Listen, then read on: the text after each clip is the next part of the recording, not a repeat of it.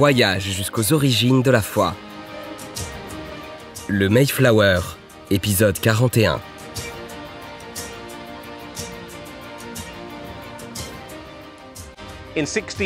En 1620, un bateau chargé de 130 passagers met les voiles vers le Nouveau Monde. Une frontière qui avait été franchie par très peu d'Européens et finirait par être connue sous le nom des États-Unis d'Amérique. Ils débarquèrent sur la côte Est, à Cape Cod, avant de finalement s'installer à Plymouth, Massachusetts. Cependant, leur voyage commence dans un petit village anglais.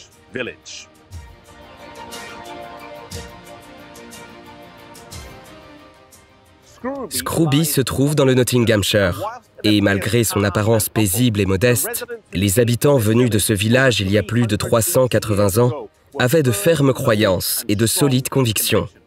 Les principaux membres des séparatistes de Scrooby étaient Clifton comme pasteur, Robinson comme professeur et Brewster comme ancien au pouvoir. 30 résidents ont quitté Scrooby et se sont dirigés vers les Pays-Bas, où ils ont rejoint John Smith qui avait précédemment quitté l'Angleterre avec un autre groupe de séparatistes, même si ce ne sera pas leur résidence permanente.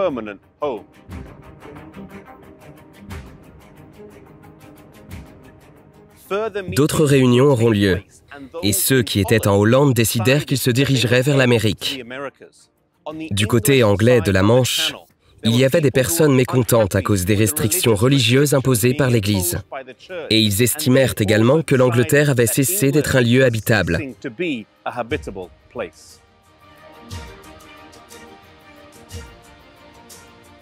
Le Mayflower largua les amarres à cet endroit précis, ici sur la Tamise de Rotherhithe, au sud de Londres.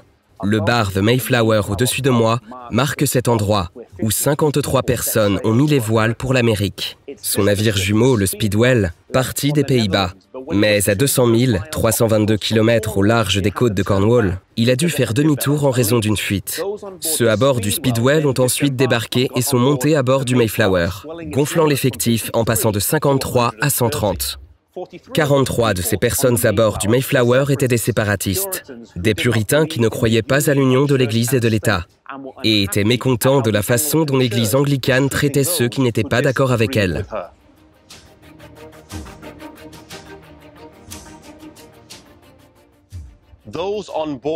Les personnes à bord ont dû supporter de vivre à l'étroit, les pénuries alimentaires, peu de viande fraîche, peu d'eau, de graves maux de mer et des tempêtes violentes, ce qui en fit un voyage incroyablement ardu. Ils ont finalement aperçu la Terre le 9 novembre 1620 à Cape Cod et finiront par ancrer à Provincetown le 21 novembre. De ceux qui ont fait le voyage, plus de la moitié mourront ce premier hiver, en raison du climat rigoureux et de la mauvaise alimentation à leur disposition.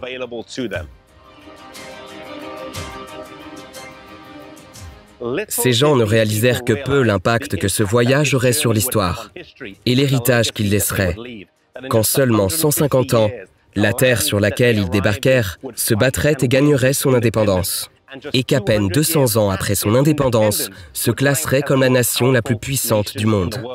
Pour ceux à bord du navire, je suis sûr que leurs actions ne semblaient pas particulièrement héroïques et courageuses, mais l'histoire s'en souvient bien. Ne sous-estimez jamais l'impact que votre vie peut avoir sur les générations à venir. Les décisions que vous prenez, les sacrifices que vous supportez et les principes par lesquels vous vivez peuvent avoir un impact profond sur vos enfants et peuvent avoir un impact profond sur les générations à venir, des jeunes qui vous succèdent. Les vies que nous vivons, aussi insignifiantes semblent-elles, peuvent avoir un impact qui ne se reflétera que dans l'éternité.